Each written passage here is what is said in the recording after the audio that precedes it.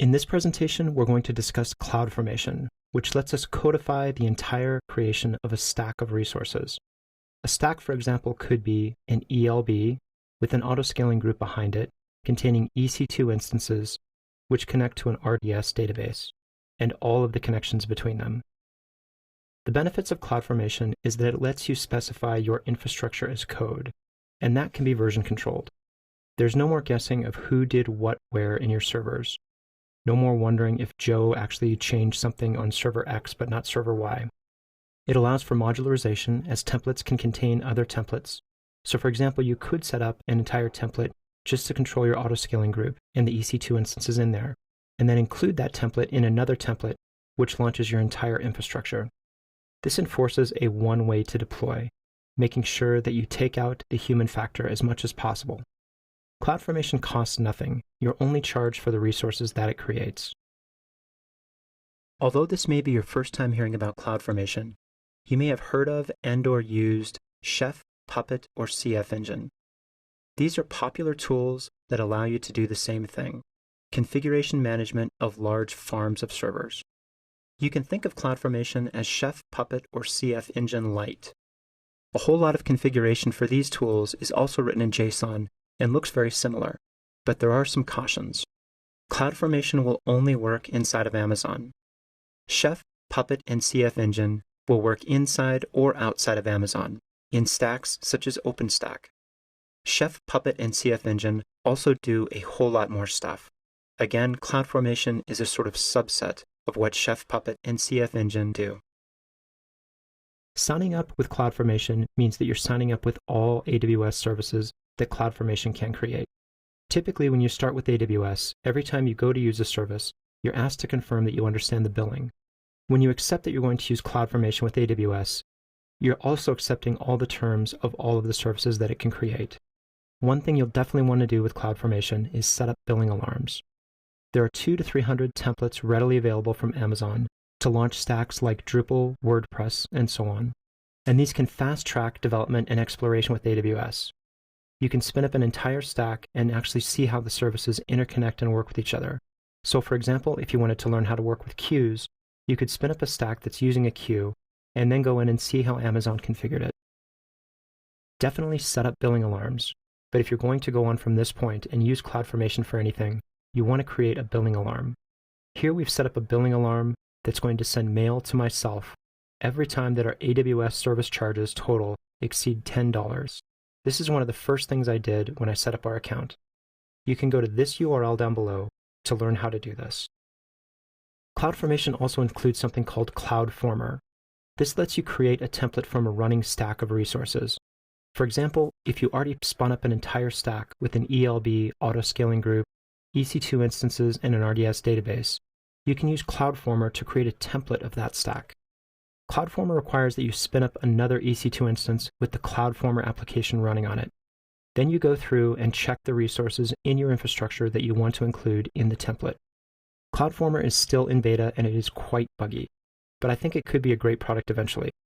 Continue checking back with AWS to see how it evolves. The first thing you need to know about CloudFormation is that the templates are JSON-based. Templates can also accept runtime parameters. These are things that you may want to change every time you launch the infrastructure. An example could be instance type, using small for test but large for deploy, a key pair with production versus test. Templates can also update a running stack, but this may bounce or restart some resources.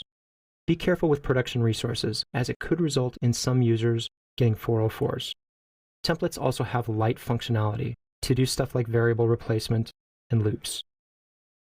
CloudFormations have 7 sections you should be familiar with: the version of CloudFormation that you're using, the description, which provides human-readable, detailed information about the template itself, any runtime parameters that you may want to override from individual runs of the template, the mappings, which are enumerated lists, the resources, which are the actual AWS resources you're going to create, and the properties, the resource specifics themselves. Finally, we have outputs, which are the final output of the template. Let's first look at parameters. Parameters are things such as key name, site name, email, and so forth that you may want to change from individual runs of the template. These parameters are exposed in the web GUI, when you go to run the template, and you can override any of them. Mappings are great for instance types, AMI lists, and so forth. They allow you to specify in short human-readable terms various parameters. Resources specify the actual resources that you'll create. Underneath resources, we also have properties, the properties of the resource themselves. Here you can see that we're creating an S3 bucket whose properties specify not only the version, but an additional policy statement to control IAM policies. These are essentially the meat, and the properties are going to vary from service to service. At the very end of a template, we should specify outputs. Templates can be consumed programmatically, and a common practice is to have the ELB entry point or DNS name as the output. If we did this, for example, a testing script could then run the template, grab the ELB from the outputs itself, and then start testing against the ELB to do things like load tests. A great benefit of CloudFormation is the template marketplace. Amazon offers many types of pre-packaged templates. You can go to this URL to browse the 200 to 300 templates that Amazon currently offers. This is a great way to get started quickly.